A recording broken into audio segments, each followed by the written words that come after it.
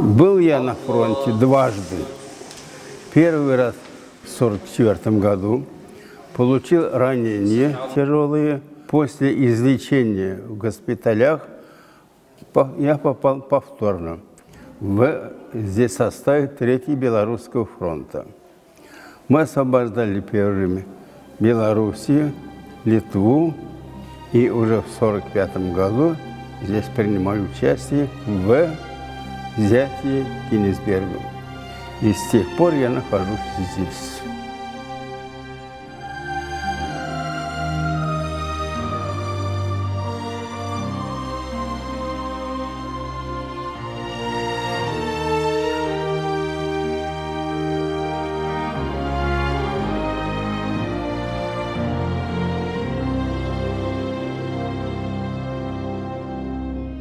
Калининград – западный анклав России на побережье Балтийского моря. Он расположен вблизи Польши и Литвы в живописном месте и богат своей летописью. На авансцену большой истории эта территория попала благодаря завоевательному походу Тевтонского ордена в XII веке, который воздвиг на этом месте крепость, сделав из нее новый центр влияния в регионе. Позже Кёнигсберг, как он тогда назывался, стал частью Пруссии. В середине XX века, после капитуляции Третьего рейха и присоединения города к Советскому Союзу, его переименовали в честь видного коммуниста. Город стали заселять людьми со всей страны. Я заканчивала Ленинградский медицинский институт имени Мечникова в 1956 году и была направлена комиссией по распределению в Калининград. С тех пор я здесь нахожусь. И работала я врачом в больнице Рыбаков, а потом уже на преподавательской работе в колледже медицинском преподавала глазные болезни, и потом уже в университете Канта. Поскольку коренные жители были перемещены, власти заселили Калининград людьми из различных советских республик и областей. Соответственно, туда начали прибывать люди разных этносов и конфессиональных ориентаций, образуя совершенно новую общность горожан. Идеология интернационализма, сплотившая народ во время Великой Отечественной войны, адекватным образом повлияла и на комплектование национального состава города и области.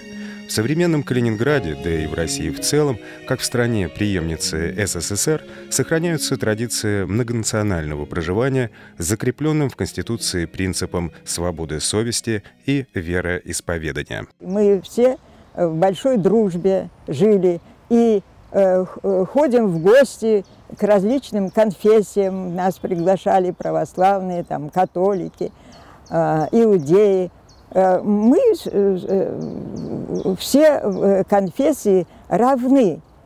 И вот сейчас, когда я здесь проработала для моей родины России, столько лет, работала я 60 лет проработала в Калининграде. Конечно, мне очень обидно, что у нас в Калининграде нет мечети как таковой. Изначально мусульманской общиной было получено разрешение от руководства города на строительство мечети в Южном парке, близ известной достопримечательности Фридландских ворот. Но позже, в 2013 году, когда здание на 80% было воздвигнуто и было потрачено более 90 миллионов рублей народных средств, начался судебный процесс, причем формально относящийся к мусульманской общине лишь косвенно, согласно которому мечеть следует демонтировать под предлогом того, что упомянутая парковая зона представляет собой исторический памятник эпохи прусского государства. В итоге стройка приостановилась, и ситуация зашла в тупик. Вообще вот волки, лисы бегают.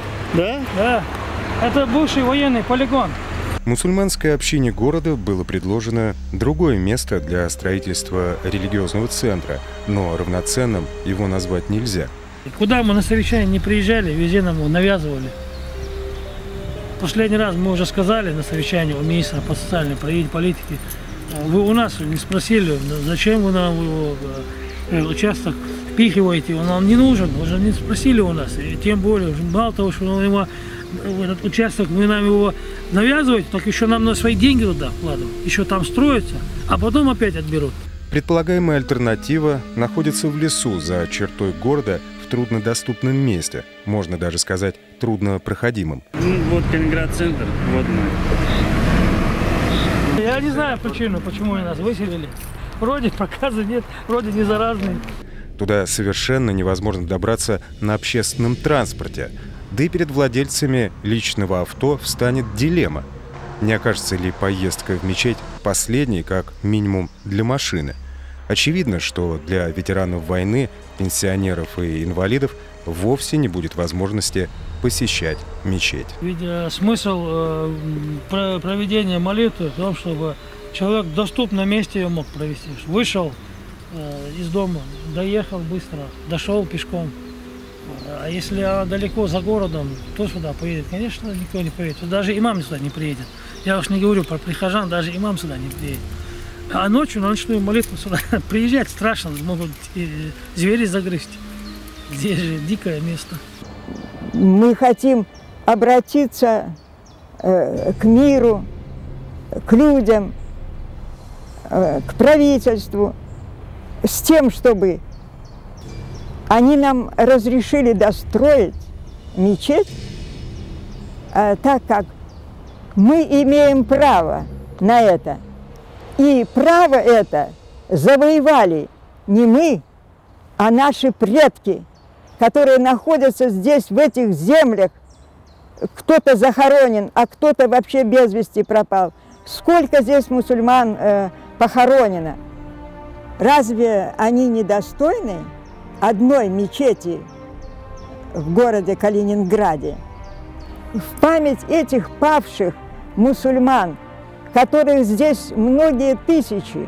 Земля Калининграда – часть нашей мультикультурной родины. Ее освобождение от фашистских захватчиков – общая победа, оплаченная кровью и слезами наших соотечественников. Мусульмане, наряду с другими гражданами, героически сопротивлялись чуждой гуманистическим идеалам нацистской экспансии. Совместное участие в строительстве великой страны куда важнее сиюминутных, необдуманных решений, которые вносят раскол в обществе, да и просьбы исламской общины о предоставлении мечети не являются непомерными. Это лишь насущная потребность нормальных людей, которые хотят личностного развития в опоре на незыблемые божественные ценности. Молодежь – это наше будущее. И дай Бог здоровья им, их детям, чтобы они не оторвались бы от правильного пути, предначертанных Всевышним нашим и нашим пророком Мухаммаду саллаллаху. Быть верными своей Родине. Россия у нас одна. Нам надо ее любить. Надо помочь ей встать на ноги. Если страна будет крепкой, здоровой, то и мы будем счастливы. Россия в силу исторических и географических особенностей объединяет носителей разных религиозных взглядов, но это не должно являться причиной разобщенности. Напротив, сложившееся на протяжении веков многообразие подчеркивает ее особый статус в мире и дает основание надеяться на судьбоносную роль России в истории.